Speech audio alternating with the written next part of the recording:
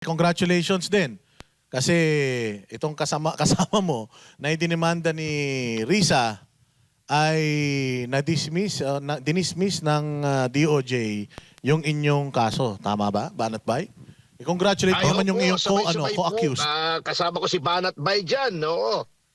Na sinasabing libelous daw kami at kaya kami dinimanda at alam niyo po, natatawa nga ako sa kahipokrituhan nitong si Risa Ontiveros sapagkat alam niyo po nung 2022 naghain po ng isang panukalang batas si Risa Ontiveros to decriminalize libel and cyber libel.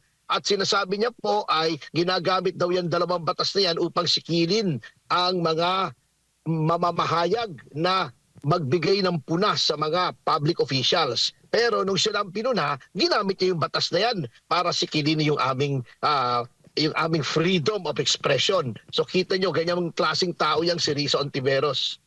Banat. Attorney, meron lang akong tanong dun sa kaso na na-dismiss. 'Di ba doon malinaw na hindi napatunayan ni Ontiveros na may actual malice. Ibig sabihin, tayo po ay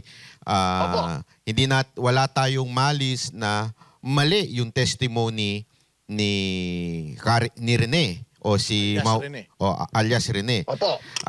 Maaari ba nating sabihin na hindi napatunayan ni Ontiveros na mali itong si Mauricio? Maurilio ba? Mauricio. Bali po, Murillo. Ang napatunayan po roon, kaya hindi po hinain yung kaso ay walang actual malice sapagkat yun pong mga komento po natin na si Risa Ontiveros ay nagpa-fabricate ng testimony o nanunuhol ng witness ay may basihan sapagkat bukod po roon sa mismong video testimony ni Murillo, yun pong dun sa Farmally. Yun din pong isang witness doon na sinabing sinuhulan siya ng staff ni Ontiveros ay nag-execute din ng isang sinumpaang salaysay sa harap ng notaryo na nagsasabi rin po, inuulit yung sinabi niya sa video na nanuhol po yung mga staff ni Senator Ontiveros sa kanya. Binigyan siyang various amounts at binigyan siya ng e-bike, etc. So, kaya sabi po ng DOJ, hindi po malicious kasi may basihan at nagkomento lamang po tayo on the basis of what these people said publicly and on video and in their sworn statements. So tama po na hindi niya napatunayan na yung ating sinabi ay may actual malice. Maaari din po bang, kunwari, ngayon po, di ba, tumuloy po yung kay Rene doon sa... Tumuloy, yung cyber libel. Kaya nagtataka ako kung sa tayo ay walang malis, ay dapat wala ring malis yung kay Rene kasi sinasabi lang naman niya based on his own experience na siya ay tinuhulan, kinausap, etc. He was made to fabricate evidence. Bakit yun ay cyber libel? Samantalang yung sa atin ay hindi. Okay lang ba na kasuhan itong si alias Rene ng DOJ na kahit walang nagsasampa ng demanda sa kanya or nag-i-initiate ng demanda sa kanya? Ang pag-alam ko po, although hindi po ako party dun sa kaso, ay si Risa Ontiveros din po ang nagsampa ng libel at cyber libel sa kanya. At ito po naman ay tinuloy ng ating DOJ at tuloy-tuloy na po nag-file ng information sa hukuman. So, malaki din ang chances na pwedeng ma-dismiss din ito dahil kung ang basihan ng kaso niya sa inyo, yung balita kay Maurilio, pwede rin may chance na ma-dismiss din itong kaso ni Maurilio sa kanila. Opo, para sa akin, paano magiging libel ito? Unang-una, ganun din po ang magiging batayan kung libel o hindi, which is actually kung in the case of Risa Ontiveros, since she is a public official, malice is not presumed. Ang burden of proof or onus probandi para patunayan na may malice ay nasa sa kanya. At ito pong, with respect to the testimony of Murillo, ang subornation of perjury, ang paghahanap ng isang false witness ng isang public official is a matter of public concern sapagkat ito po goes directly into the heart of how she discharges her duties as a public officer. At kung meron pong anomalya sa kanyang pag-charge ng kanyang duties, dapat po malaman ng publiko ito. So, hindi dapat pong itrato to with malice because the public has the right to know. Yan po ang ang disadvantage, attorney, ng isa kang mambabatas tapos hindi ka naman abogado, natatandaan ko yung famous line na binitawan mo, yung welcome to my world. Hindi ba?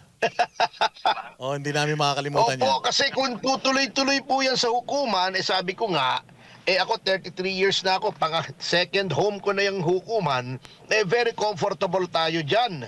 At kung yan ay tutuloy, syempre, hindi maaari as an accused in a criminal case, I will have the right to confront her as the witness against me. I will have the right to cross-examine her. At doon, hindi niya pwedeng akong ipakontempt, hindi niya ako pwedeng pigilin doon because may rules of evidence po roon. She cannot hide behind parliamentary immunity. She does not have the powers of a senator. So pwede po natin siyang i-cross-examine. And I was actually looking forward to that pero na-dismiss na nga po Actually, ready na nga po ako magpakulong because of that. At akala ko talagang papailan tayo dahil alam naman natin na weaponized na ang DOJ laban sa mga kritiko ng pamahalaan. Attorney, si Coach Oli po ito. Itong patungkol Opo, kay attorney kay alias Rene, meron na bang demanda Opo. kay Risa doon sa di umanong tanim witness o panunuhol ng witness? Ang demanda pong meron po ngayong existing ay yung ethics complaint po na inihain ko po kasama si Attorney Manuelito Luna at si dating Congressman Jing Paras with respect to the same acts na ginawa niya na subject po noong ating komentaryo na nagtatanim witness siya. Yan po ay kasalukuyang nakabinbin sa Ethics Committee ng ating Senado at hinihintay na po namin na magkaroon ng paglilitis po yan sapagkat kumbaga sa kwan hinog na po yan. It's ripe for a hearing sapagkat matagal na rin pong nakafile yan. Last year pa po yan Bakit hindi pa kaya to umuusad? Parang san-san tayo napunta Ito, napaka-importante ito kasi institusyon. Nauna pa yung, isipin mo yung ethics doon kay Kiko Cheese Escudero. at kay Cheese. Pero ito importante dahil malalim to.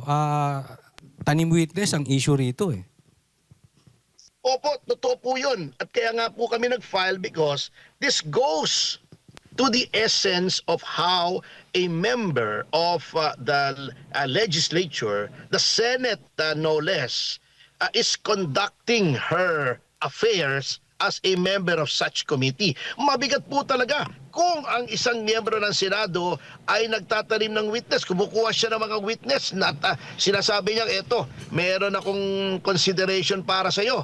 Ikaw ay magtestigo, itong sabihin mo, that pollutes the entire legislative proceedings when it comes to yung mga inquiries in aid of legislation, pardon for the use of the word, nabababoy po kung ang mga input sa legislative inquiry ay polluted. Ibig sabihin, hindi po makatotohanan at gawa-gawa lamang in order to serve a certain agenda, yung agenda ng senador na nag-produce nitong mga false witnesses. Nakakabahala po ito kung ganito ang ginagawa natin. Ibig sabihin, ang legislation po na nagbubunga ng legislation yan, legislative inquiry, ay batay sa wrong premises. So how can you make a good law when it is based on wrong premises, on polluted and corrupted inputs?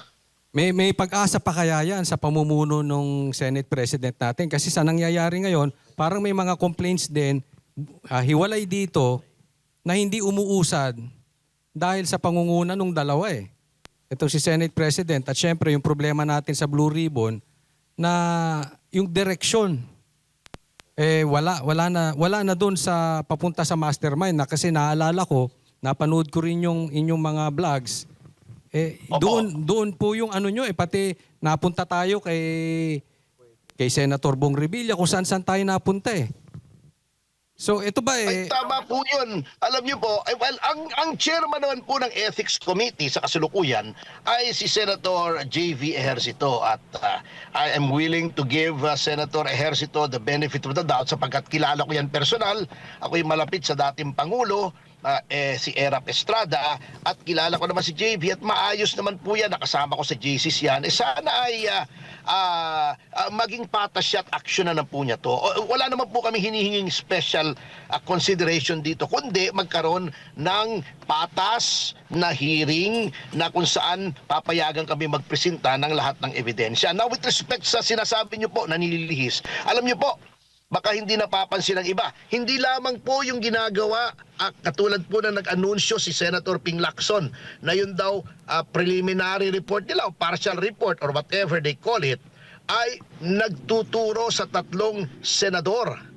Kung titignan niyo po yung mga tinuturong senador, si Senator Jinggoy, Senator Joel Villanueva at si Senator Chis Escudero, ito po yung mga senador na sa tingin ko ay boboto in favor of acquittal ni Sara Duterte.